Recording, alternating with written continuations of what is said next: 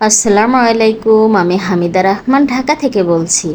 কাছে দূরে দেশ দেশের বাহির থেকে যে যেখান থেকে আমার ভিডিওটা দেখছেন সবাইকে অসংখ্য অসংখ্য ধন্যবাদ।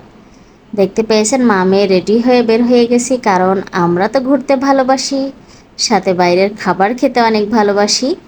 তো অলরেডি আমরা চলে এসেছি। আমরা এখন যাচ্ছি আমাদের গন্তব্যে। এই যে চলে এসেছি। আর সবাই জানেন আমি প্রচণ্ড ঘোরাঘুরি করি, প্রচণ্ড খাওয়া দাওয়া করি।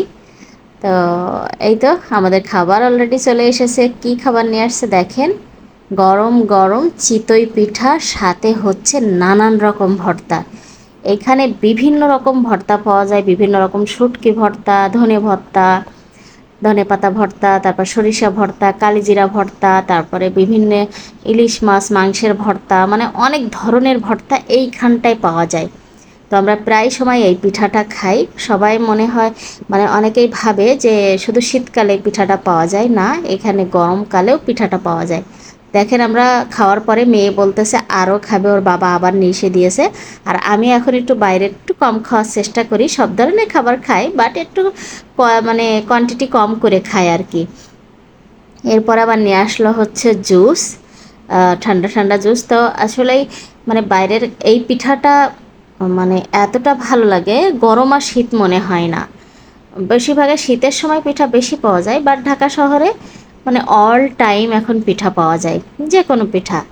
এই জন্য অসুবিধা হয় না। আর মনে হয় কি বাসায় বানায় অনেকগুলো বানাইতে হয়, ঝামেলা, একসাথে বেশি খাওয়া যায় না। তার থেকে বাইরের থেকে অল্প কিছু কিনে খাইলে ওটা মুখের স্বাদও শেষ হয় না, মানে রুচিও কমে না, আবার দেখা যায় ভালোও লাগে। আর কিনে খাওয়া জিনিস সবই ভালো লাগে ভাই, টাকা দিয়ে কিনলে সবই ভালো লাগে।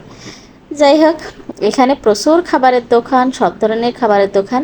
তো আমি সবসময় ট্রাই করি এখন একটু কম খাবার দাবার খাওয়ার জন্য, কারণ শরীর মুখও তো তাকাইতে হবে। তো খাওয়া বাদ দিতে পারি না, বাট একটু কম খাই আর কি।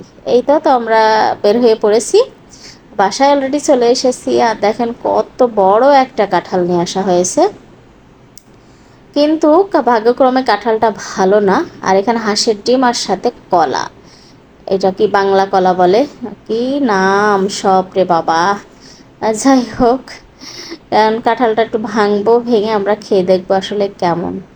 এত শেখায় আমার বরের এই কলা রাখা, মানে উনি এইটা কলাটা এইভাবে ঝোলাইতেই পারে না, উল্টা ঝোলায় সব সময়, যত বলি ভুলে যায়, মনেই থাকে না বলে। তো কত বড় বড় এই কোয়া দেখেন, কিন্তু কাঁঠালটার খুব বেশি ভালো না, এর ভিতরটা খুব একটা সুবিধার না।